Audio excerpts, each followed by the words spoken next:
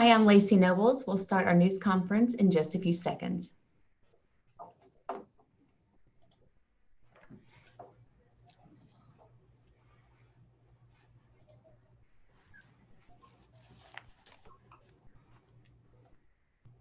Okay, good morning and thank you for joining us for the City of Lubbock COVID-19 News Conference. Today we will hear health and medical updates from Director of Public Health, Catherine Wells, and Local Health Authority, Dr. Ron Cook. Mayor Dan Pope will go over our current data, and today we welcome two very special guests, Lubbock ISD Superintendent, Dr. Kathy Rollo, and Friendship ISD Superintendent, Dr. Michelle McCord. So let's get started with Catherine Wells.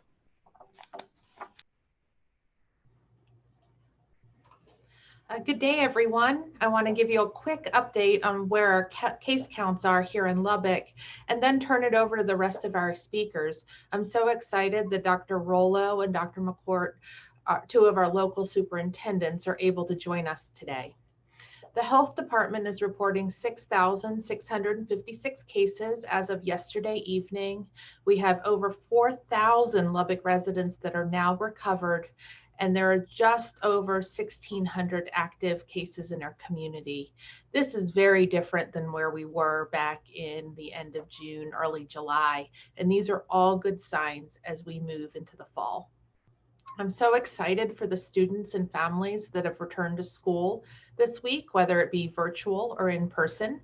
I'm a mom and have had the opportunity to observe drop off and pick up this week, and I am so pleased to see so many of our young ones wearing masks as they enter our school buildings.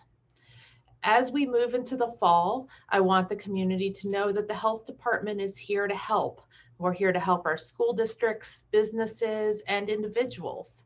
If you're an employer and have questions about COVID, whether it be a case in your business or just questions about what to do in case you have a case, please reach out to the health department.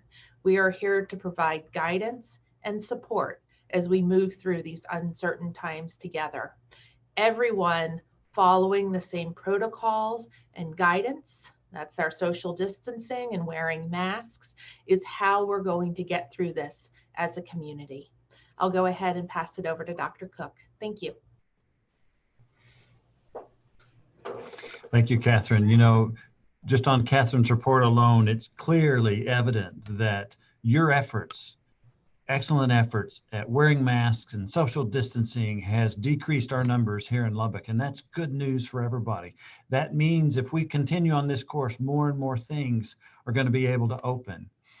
The World Health Organization just published a report that said young people are the main drivers of our current COVID infections. So it's so very important that we continue, just like Catherine said, and that all of us are going to say, that we must continue to wear masks and that we must maintain our social distancing. You know, I just like Catherine said too, I've seen children being dropped off at school, at K through 12 schools, and the children and the young adults there are wearing masks, and then the teachers are wearing masks. I've seen this clearly evident as well on the main undergraduate campus at Texas Tech. I've seen it here at the Health Sciences Center that everybody is wearing masks. That's what's stopping this virus. That's what's slowing it down so that we can maintain and have the ability to open up. One other quick subject I want to talk to you about is vaccinations. It is evident also that nationwide, because we were so nervous about being out and we were at stay-home orders, that our vaccination rate has dropped off. I know that the Health Sciences Center, and I know that many physicians' offices and other healthcare providers' offices are safe places to go, and we must make sure that you get your vaccinations up to date. It's okay that we've had a delay of 2 or 3 months. We must, however, move back into our normal vaccination phases and get everybody up to date. Make sure that your child's vaccinations are up to date. Make sure that if you're need a pneumococcal vaccine or a shingles vaccine or the flu vaccine, which most of the physicians' offices are going to have their flu vaccine by September, that you get your vaccines back up to date. That will help us delineate if you do get sick, that if you've had your vaccines and that that if you do get sick, it helps us delineate whether it's something else or COVID. Again, make sure that you maintain your social distancing, maintain your mask wearing, and washing your hands. We're doing a great job. Our numbers are decreasing. Everybody should pat yourself on the back, but don't take it for granted. It's not a time to have pool parties or yard parties yet. That's all that I have to say today. I want to introduce to you Dr. Kathy Rollo, the Lubbock Independent School District Superintendent. Thanks. Thank you, Dr. Cook. Our new school year started on Monday, and it was so wonderful to see our students and staff after 5 long months. I had the opportunity to visit many of our campuses over the last 2.5 days, and it has been so wonderful to see so many happy students, teachers, and parents. Our protocols for student drop-off and pickup have worked very well as our lunch protocols and our bus transportation protocols. We've made a few adjustments, but things have been working very, very smoothly. I'm extremely proud of our students and adults in our buildings because we have been wearing masks and practicing social distancing, and everyone has done their part to go to school safely. This situation has given us the opportunity to learn how to adapt and adjust and do things differently to meet the needs of our families. We're excited to offer a virtual school option, and about 8,000 of our students are participating in that. That's about 30% of our overall student population. And we've had very positive feedback and stories from students interacting with teachers online. We are very, very excited and appreciative of the Lubbock Health Department and Catherine Wells and the work that she has done to help us develop our protocols over this summer, and the collaboration she is providing with us every single day. So Catherine, we appreciate you very much. We're excited to be back in school. This is where our students thrive, and we're just grateful to have the opportunity to start this school year off safely. That's all I have. I'll turn it over to my colleague and friend, Dr. Michelle McCord, the Superintendent of Friendship ISD. Thank you, Dr. Rollo. We, much like Dr. Rollo mentioned, that was, I think, the happiest day I've had in 2020 was on August the 17th, when we got to welcome back our students and our staff. And we have about 85% of our students have chosen face-to-face learning, and we have about 15% participating virtually. And actually, that percentage has changed a little bit. So before the first day of school, we were anticipating about 17% of our students participating virtually. But on the first day of school, many of the parents of virtual learners, they said, hey, can we change our minds? We see all these kiddos going to school, and we think we're ready to come face to face. And absolutely, we said yes. We welcomed them with open arms. And so we see about 15% of our kids still participating virtually. That's going really well. And of course, there are still a few hiccups here and there, but overall, things are going great. And I was so happy to report and so proud of our students and our families and our staff. We did not have one student refuse to wear a mask in grade 4th grade or up, which is at the grade level in which we require you to wear a mask. Not one refused. Great compliance. And then we have had great support from our community. Again, I can't say enough how much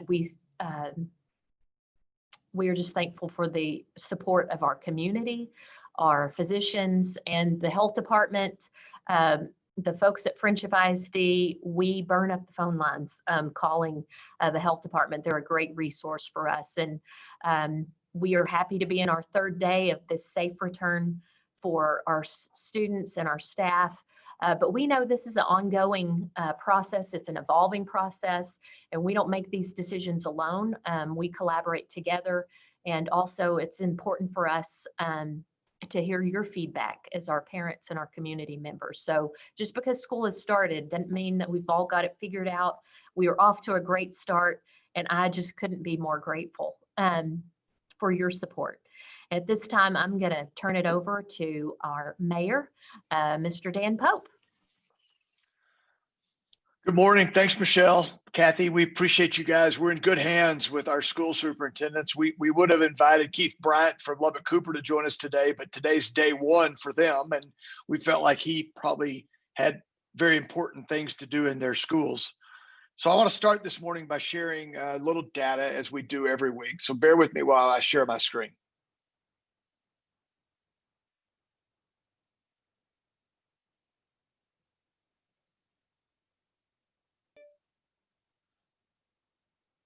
Okay, so let's start with positivity rate. This is our 14-day rolling average. We like the way this is going. You'll recall that a month or 6 weeks ago, this number was in the 16 to 17% range. We still would like to get it back down to 6%. That's where we would like to get. We've got a way to go, but we're under 10 for the first 2-week period, I guess, in a couple of months, and we like the direction we're going. Remember, that's number of tests, the number of positives over the total number of tests divided by the total number of tests. Hospitalization, also a good trend, down significantly week over week. A little bump yesterday, which is okay. I think I look particularly at the orange part of the line, and that is the ICU beds. And a week ago we were at 49. Today we're at 29. We know that will change some, but a good trend. Hospitals remain strong. Just a slide to show you our school age kids. More than 2 out of 3 of these cases are actually very close to 3 out of 4 of these cases are fully recovered, and we have about 137 active cases.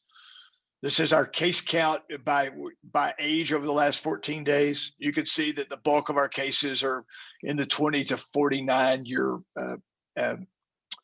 age groups. Finally, just a little pre-release, our Spanish language COVID-19 dashboards will become live this afternoon. These are some screenshots, and when we update our slides for today's data, you'll be able to see these. It's the same data you can see on the English language dashboard, and here are a few examples of that. So we promised that, and it is now going to be available. Let me end up.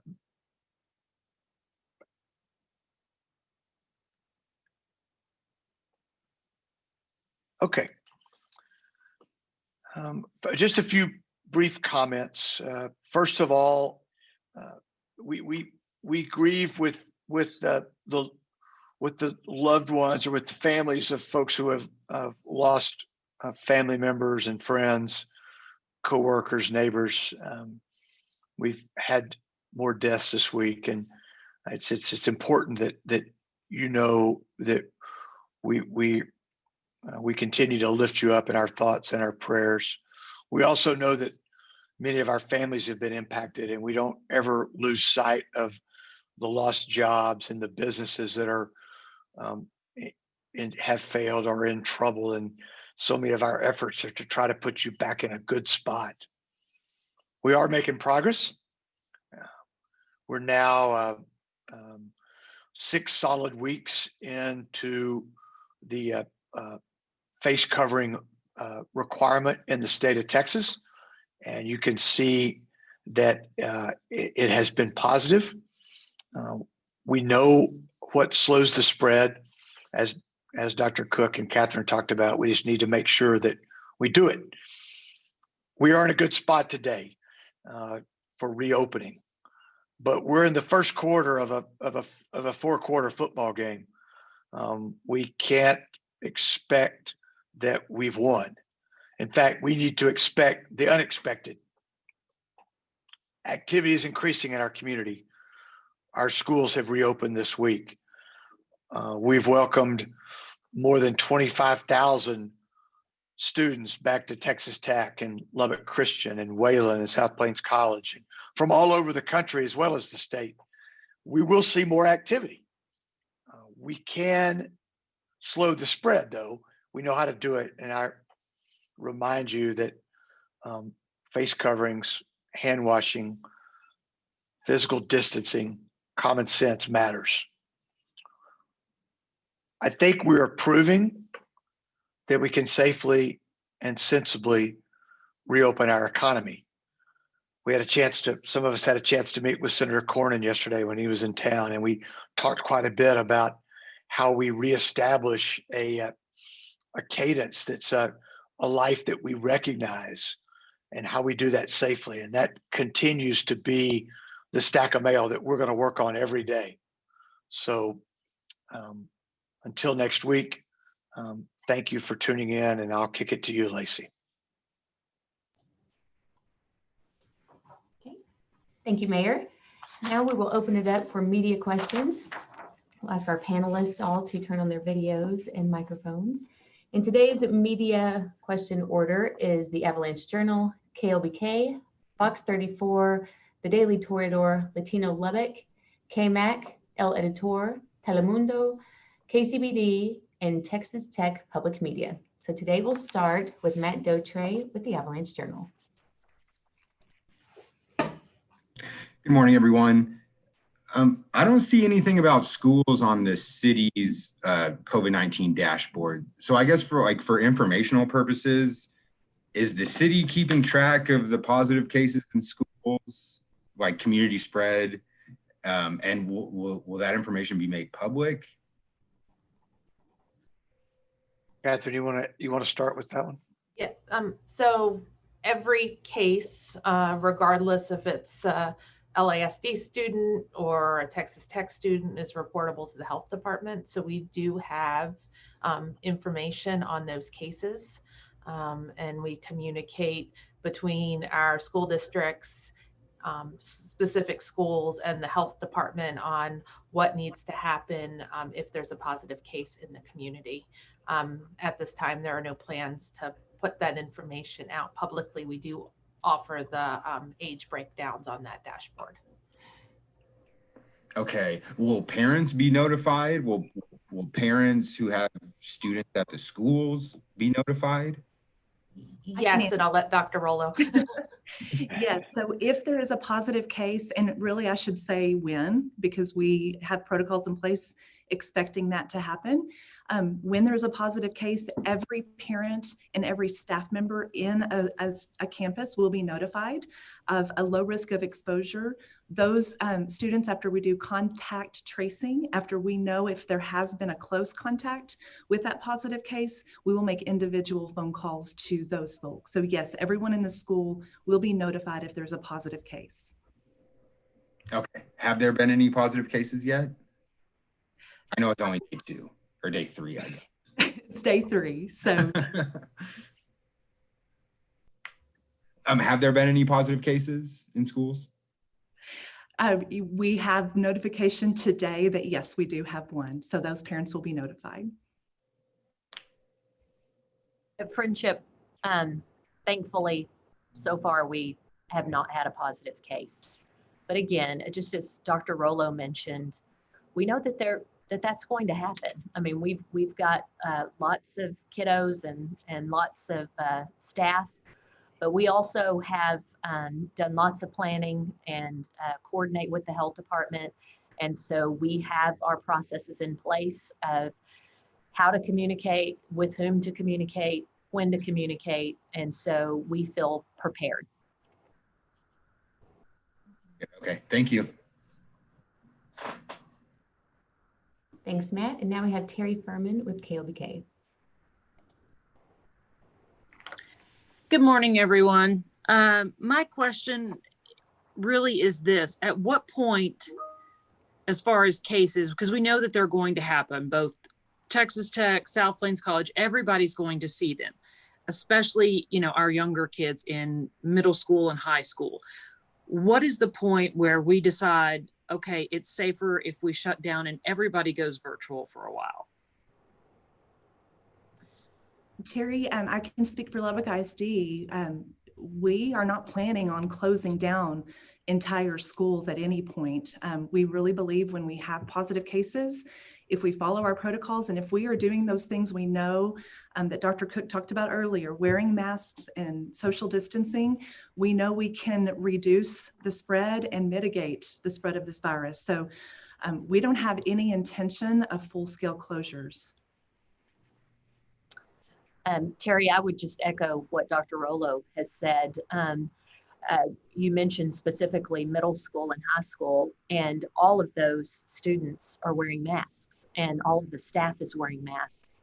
And so we know that that mitigates, the spread. And so we don't have a threshold. If you're looking for a specific number or percentage, we don't have that. And like we've done for the past 5 months, we're going to not make a decision in isolation. Our decisions are based on input from our parents, community, for sure the health department, but we don't have a plan like when we get to a certain place that triggers a closure. Okay, Dr. McCordwell, I've got you. My follow-up question is this. Will there be as much grace extended to families that are doing virtual learning as everybody has given the schools? And that's pretty much the word of the year. Because I know we're at home doing virtual learning for Friendship, and it's extremely frustrating. And what do you mean by grace extended?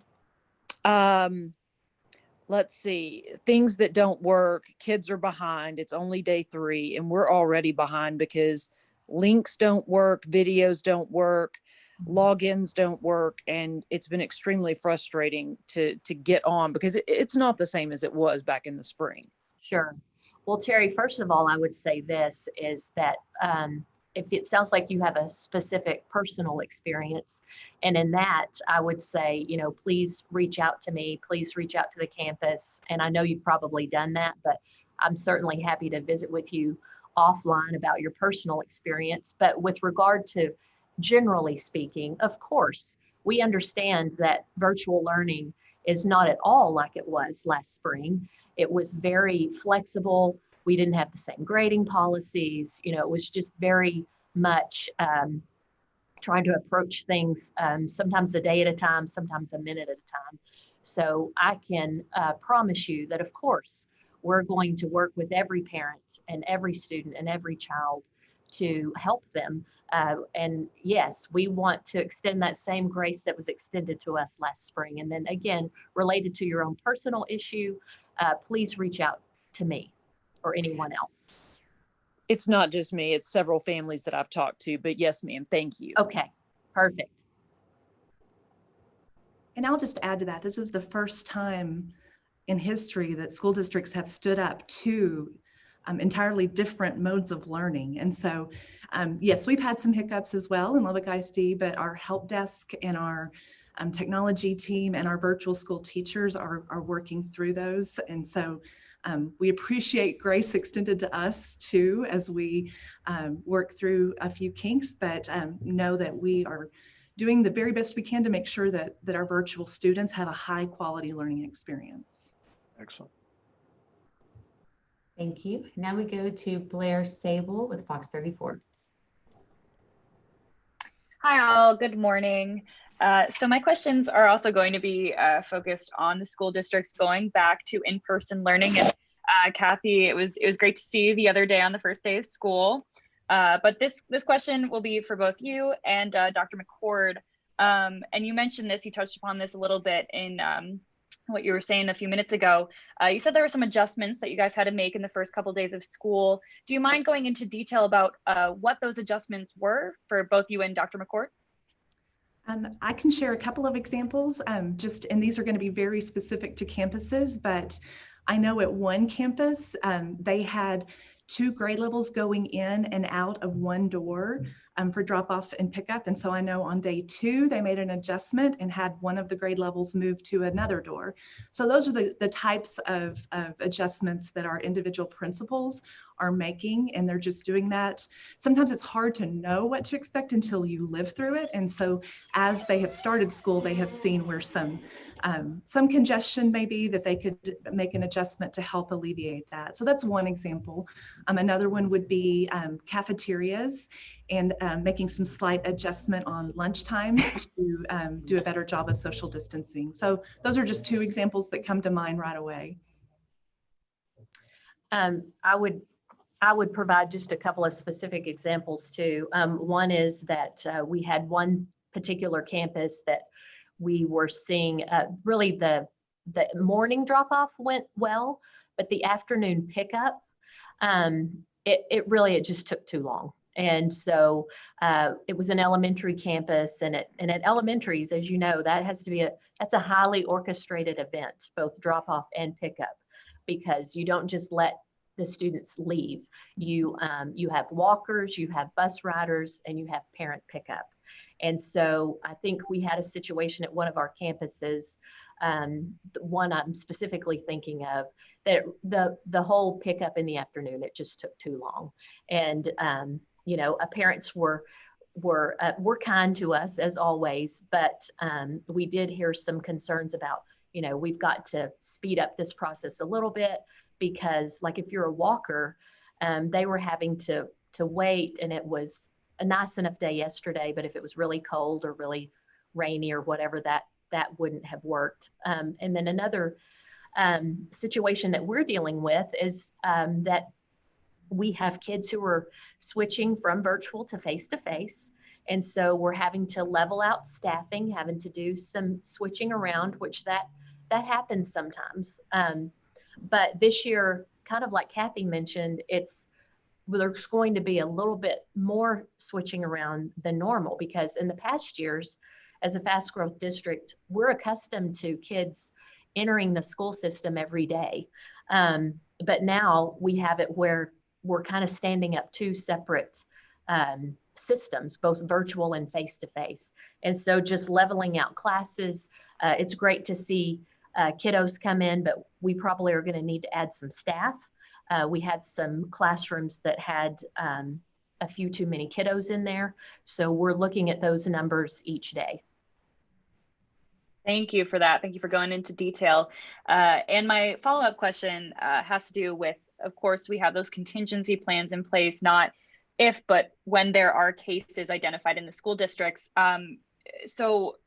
Substitutes, do you both believe that you have enough backup staff to keep the classrooms going? Are teachers expected to continue teaching virtually if they have to quarantine, if they're in close contact? Do you have an idea of how that's going to work? So I can start with that question. Is thankfully, yes, we do have plenty of substitute teachers. Just a quick shout out to the great community in which we live. I've had several people that have said, hey, do you need help with substitute teaching? If you get short on the list, we've had some of our own parents, just some of our upstanding citizens that have said, hey, if you need my help, we don't necessarily, need to substitute or not looking for the financial part of it, but we just want to help. And so then also with your question with regard to, are teachers going to be required to teach from home if, for example, they get quarantined? And things change every minute, but our plan right of this moment is that we feel like we have enough staff and enough substitutes that if a teacher needs to quarantine, that she will not be required to teach her students from home. So very similarly to Friendship ISD, Lubbock ISD does have A lengthy list of substitute teachers. Of course, if you're interested, we would love to add some more to our list, but we are confident right now that we can meet the needs. A little different, Lubbock ISD is giving the teacher the option. If that teacher does need to quarantine and wants to continue to teach from home, we are absolutely allowing them to do that, but that is going to be an option left to the teacher. And we just decided to do that because we felt like that would keep instruction moving forward in a high quality manner. But again, it is going to be completely up to the teacher to make that decision. Thank you all. Okay, thank you, Blair. And in an effort to save some time, if you have a question for the schools and both superintendents would like to jump in on that same question, that's great. Let's not just ask them both the same question. So next we go to Adon Rubio with the Daily Toreador. Hello, everyone. My first question is in regards to mass gatherings, specifically those in or around the Texas Tech campus. I was just wondering what plans are in place to enforce any rules or guidelines regarding gatherings as the fall semester is about to begin for colleges. Yeah, I'll take that one, Adon. Thanks for your question. We, first and foremost, we still are receiving a number of large group plans.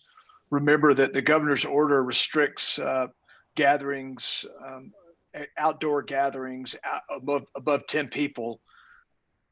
You need to have approval from, if you're in the city, from the mayor's office. And so you go to our Lubbock Safe website if you've got an event between 10 and 49 people, and you certify your event. Let us know when it's going to be. Go through the questions. If you need information, we can help you. If it's going to be 50 or more, then we ask you to bring us a written plan for a safety plan for your event.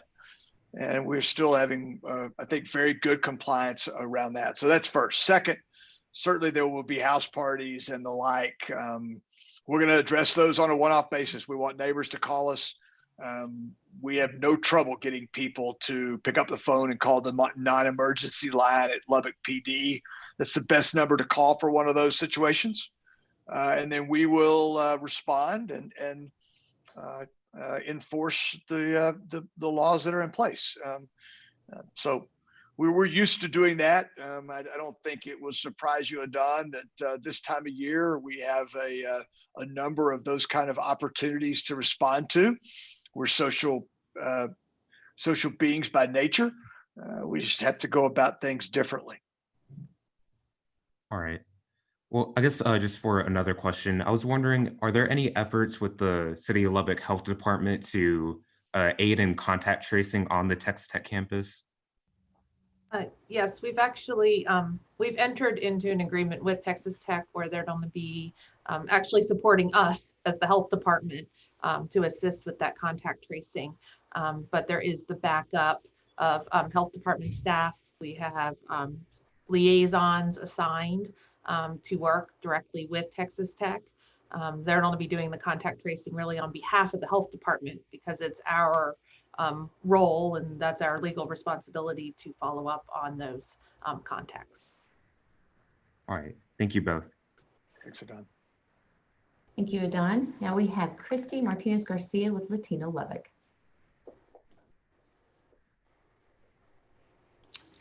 Good afternoon, everybody, and thank you for your time. Kathy, I wanted to thank you again for the other day. It was a great interview. But in lieu of that interview, we've had many parents, staff, and teachers from all backgrounds reach out to us. Of course, the children in class and virtually are glad to start the new year. I know I was happy for them. However, Kathy, we've had several reports from these parents and some teachers and have heard of administrators who have contracted COVID-19 and who were told not to make it public, and that there were several cases during summer school, even though I think we were told that there were none. As you know, it would be unethical for me as a media person to turn a blind eye. So has this been a secret, and what schools now have cases, and are they teachers or students? So Christy, as far as summer school is concerned, we had one teaching assistant that tested positive, but that was all for summer school. As far as telling people to keep this secret, that's absolutely not our protocol at all. Now, And we are not sharing that because of HIPAA violation, but as far as us telling them to not share that, that's not the case at all. I'm glad to hear that. And I did speak on your behalf and did ask them to refer to call you, but let's revisit virtual learning. I know Terry talked about it. We've had many parents that believe that, quote, the school district, LISD, is trying to set them up for failure, end quote, and have not been as supportive or have not communicated or followed up with them. We know that parents are being asked to be flexible as well as patient, and I am encouraging that and on your side. But as Terry mentioned, even LSD, there seems to be issues getting onto Google Classroom via their Chrome tablets, but some have been able to access via a mobile phone, which is impossible to learn. And many are complaining that there are not enough virtual teachers. They've not received proper links to their Google Hangouts. And when they message, they're not getting a response. Many parents also did not get instructions until Thursday and Friday.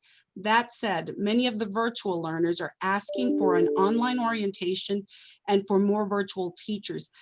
What say you? And are you proactively preparing in case you have to return to virtual learning?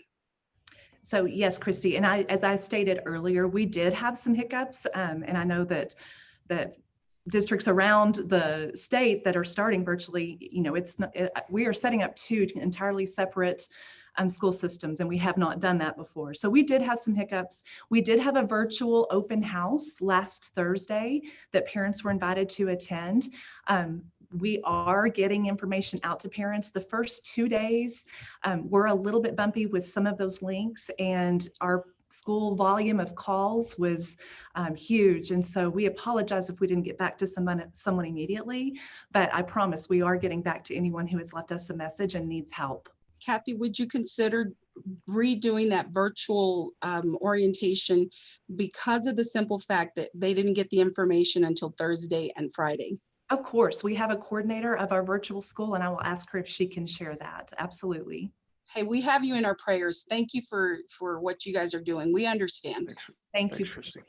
Thanks, Christy. Okay, thank you, Christy. Now we have Matt Stell with KMAC News. Thank you so much, Lacey. My first question, really my only question, is this. I grew up in Dallas. I had the privilege of going to the state fair. So when I moved to Lubbock and saw there was a South Plains Fair, I was so thankful for that. It's a little bit of home. My question is, what we've been told is that the South Plains Fair is still expected to go on in a little over a month. Mayor Pope, have they got the okay from you, and kind of how is that going to go? I'm assuming the city's been in contact and been constant communication with them on how the fair is going to go, and we just kind of want an update from the city if they've got the green light. Yeah, so Matthew, great question. I missed the state fair. We should try to bring Big Tex out here this year. I'm sure he's going to miss the fall. We've had a number of discussions with the South Plains Fair for, I guess now for the last 60 days. Their plan has continued to evolve. We are supportive of them having the fair. In fact, we were actually very impressed by their plan. They're not going to do their concerts. They're going to limit what goes on inside buildings. In fact, they've cut, and I don't have all those details in front of me. By the time we talk next week, maybe I can get some of that. I may invite Councilman Mascale to come on because it's been more of a Lubbock safe kind of discussion. But they're going to do things very differently. And we think they can safely have the fair. And I'll commit to you that next week I'll provide a little more information. And I would imagine you'll start to see that information from the South Plains Fair. All right. Thank you. Thank you. Good to talk to you. You too. Okay. Thank you, Matt. Now we have Olga Aguero with El Editor. Hello, everybody. Good to see the superintendents. Wish they would have been with us a little earlier than day 3, but we still appreciate your attendance. I'd like to put out our condolences on behalf of El Editor newspaper and our staff to all those people that have passed away. due to the COVID epidemic. Mayor, sir, you say that you would like to have the percentage to be 6%. And I know you're probably saying, Olga's constantly on this, but it's a very serious percentage, and we would all love to get down to that percentage.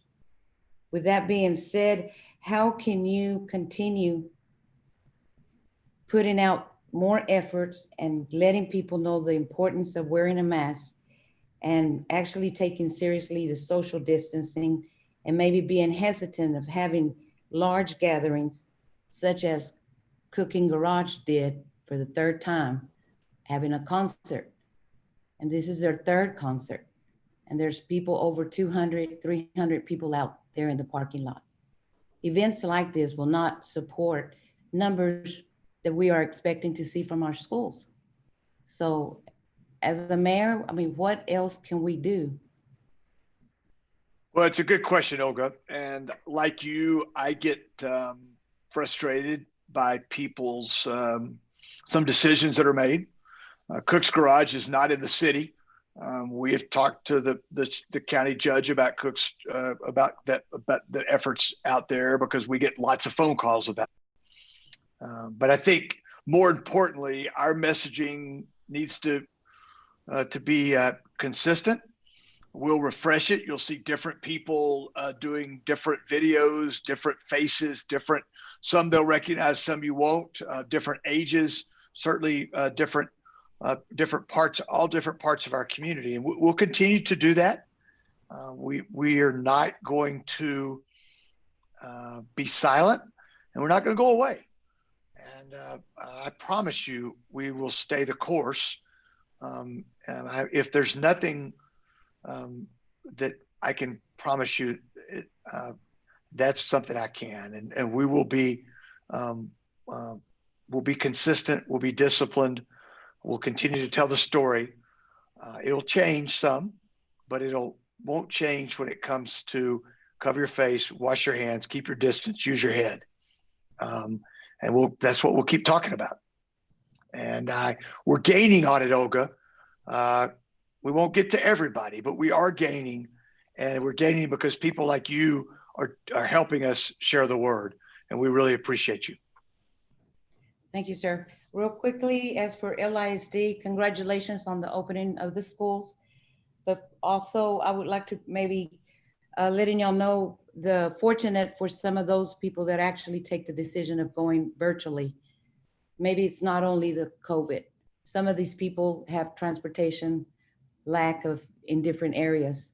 And I would encourage for the school districts in the different areas to take that to consideration once we are past this COVID. And if the opportunity is able for it to be available for those students that do request it and have a justifiable reason, I would encourage that to be, considered. Thank you for your time, and God bless y'all. Thanks, Olga. Thank you, Olga. Now we have Yahaira Hernandez with Telemundo. Hello, good afternoon, everyone. So my question is more based on the testing. There has been around 80,000 tests done in Lubbock, and with the expand of COVID-19 testing in the Patterson Library, do you think areas in the north and east of Lubbock are getting as many tests as other areas? Yeah, I'll take that one. I'd say yes, unequivocally yes. Our large city-based drive-through test or walk-up, drive-up testing location is in North Lubbock. It's at the Rogers Park Gymnasium, which is in the 3200 block of Auburn, I believe. So 2 blocks east of Indiana on Auburn. And that will be there for the foreseeable future. We also are in a partnership with the Combest Health Center on 40th Street, which shares sort of the same piece of property with Hodges Elementary. So I'd say the answer is yes to your question. It's something that we're very much aware of. There's also a 7-day-a-week testing location at the Walgreens at 6th and Q. You also can get tested at 3 CVS's in town. You can get tested at the Lubbock Community Health Clinic. There are many, many locations to be tested. If you're a tech student or faculty member, you can get tested just north of the museum. If you're a health science center student or faculty member, there's a drive-through clinic at the health science center. We have, I think testing is abundantly available. Awesome, thank you. And my other question is, there has been also a little more than 80 deaths due to COVID-19 in Lubbock. What do you think are the similarities between most of these deaths? Is it age, underlying conditions? I'll make a couple comments and then let Ms. Wells comment. I think we've had 89 deaths. I believe that's right. I don't believe we've had anyone younger than 50 pass away. So certainly it has impacted the older part of our population more. Being a person that fits in that demographic, that concerns me. I also think that we most often find that the people that have been most impacted by this have underlying health conditions. Catherine, you want to add to that? Yeah, I mean, we have seen a lot of deaths here in Lubbock. Unfortunately, we saw a lot early on with some of those nursing home outbreaks, which were definitely heartbreaking. You know, a lot of individuals do have an underlying condition, but them getting COVID at this time contributed significantly to that death. That individual should not have died. It was COVID that contributed to that. And our staff take, you know, every time we get to know these individuals as we're following them, and every time someone passes from COVID, it's devastating. It's devastating for that family, for the community, really hard on staff. You know, we want to prevent as many of those as possible. Awesome. Thank you so much. Ms. Hernandez, let me just reiterate that some of those deaths are not, some of the individuals had no known other conditions that may have hastened their death. Some of them were otherwise normal people. So all the reason, again, to make sure we do social distancing, wearing our facial covering, and washing our hands, and as our fine mayor says, using our head, to make sure that none of us know how we're going to respond to this virus. None of us know. And so it can certainly take the life of an otherwise normal individual. So we still should not take this lightly. All right. Thank you. I appreciate it, Dr. Cook. Okay. And today representing KCBD, we have Benji Sneed.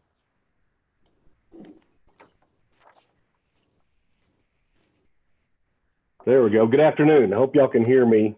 We're glad you got it off mute there. We didn't know if you were going to be able to do that.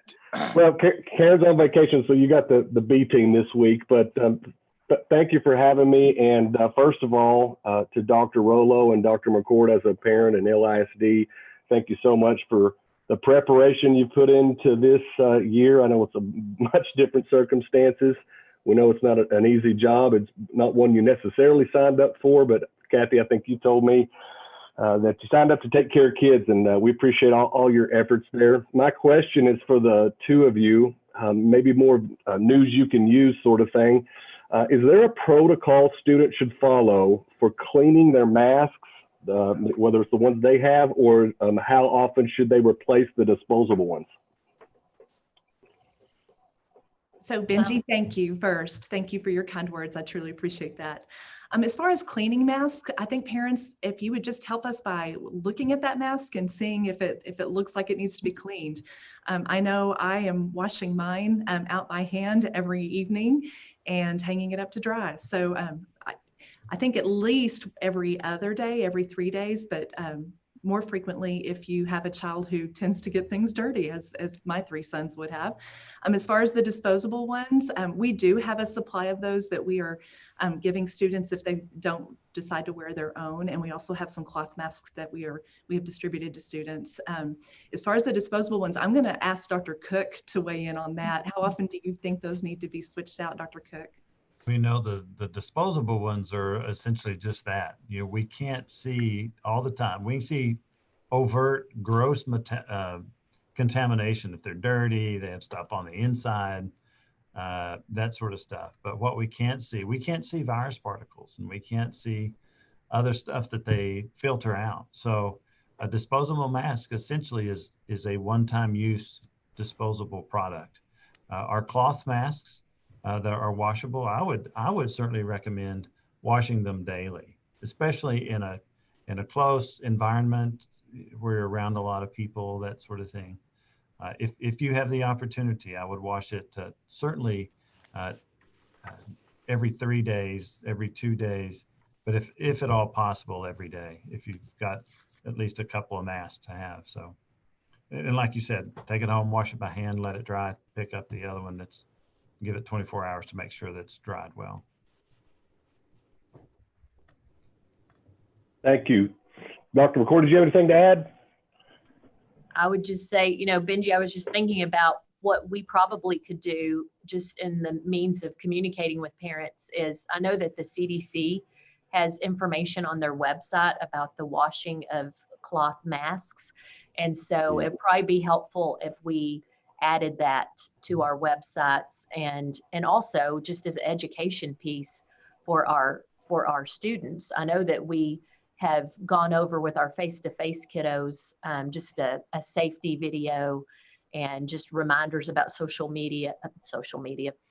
distancing and social media. We talk about that too. And then maybe just add that into our education piece of, you know, kind of when to wash the mask, how often, and then how to wash it. On the CDC website, I think it talks about, you know, hot water, kind of specifics about the washing. Very good. Thank you all. Thanks, Benji. Okay, and now we have Casey Ellingson representing Texas Tech Public Media. Hi, my question is for the school districts, if and how teachers were involved in the back to school planning process? I can share that. We actually had our teacher organizations that are present in Lubbock ISD. We had their leadership members actually part of our design teams that worked over the summer. And then we meet at least once a month with that group of folks to get feedback and make adjustments. So they actually were very much involved in our planning. And I would say, Casey, for Friendship, what we did is just, we divided kind of the different aspects of reopening into task force, basically, if you will. And we tried to include a campus level person or someone who had expertise in that particular aspect of reopening in our, as we created that document. And then what we did, and I know the other school districts, I know Lubbock and Lubbock Cooper did the same, is before school started, I know we got kind of a focus group together of parents and grandparents that we kind of asked if they would have anything to add. And then our teachers, we had a few that were kind of spokespeople on the committee as we created the written guidelines. But I know this is true of all the districts around, is that's 1,000 conversations, and it happens every day because we're making those little adjustments here and there. And there are things that teachers are going to think of that I'm just not going to think of because they're the experts in that area. But that's a great question. Mm-hmm. And my last question is, now that students are back in the classroom and in the cafeteria, I am curious, how feasible is social distancing now that you're actually seeing bodies in the classrooms? Casey, I actually had the opportunity to see that firsthand. So we are keeping our cafeteria capacities at 50%. Students are sitting facing one direction, so they're not sitting across from each other. And then we have put spacing in between the students. We are also eating in other places besides just the cafeteria so that we can spread out. And Casey, I would just say similarly for Friendship, we have added a lunch period on some campuses. You know, it just depends on the enrollment at that campus, but also spacing out and then also utilizing other spaces. At our high school and our 9th grade center, which would be our largest campuses, where we had, you know, it was probably one of the most complex challenges. Thankfully, we had done some renovating a couple of years ago, and we have a couple of common areas, is what they call them, where kind of the kids hang out. It's adjacent to the cafeteria, but we're allowing some flexibility that we haven't allowed in the past, of kids being able to eat in spaces that aren't necessarily the cafeteria. We haven't utilized the classrooms for lunches. I know that was kind of discussed along the way. We haven't found the need to do that. We've had space, but we're limiting the capacity of the cafeterias and utilizing additional spaces. Great, thank you so much. Okay, thank you. That's all of our time today. I want to thank you to the superintendents for joining us, Dr. Kathy Rollo and Dr. Michelle McCord. Thank you so much for being here. It was wonderful having your insight here on the panel today. And thank you to our regular panelists and our interpreter. Remember, our comprehensive dashboard will be available this afternoon in Spanish, and you can find that at mylubbock.us/COVID-19. We'll see you all next week. Thanks for having us. Thank you.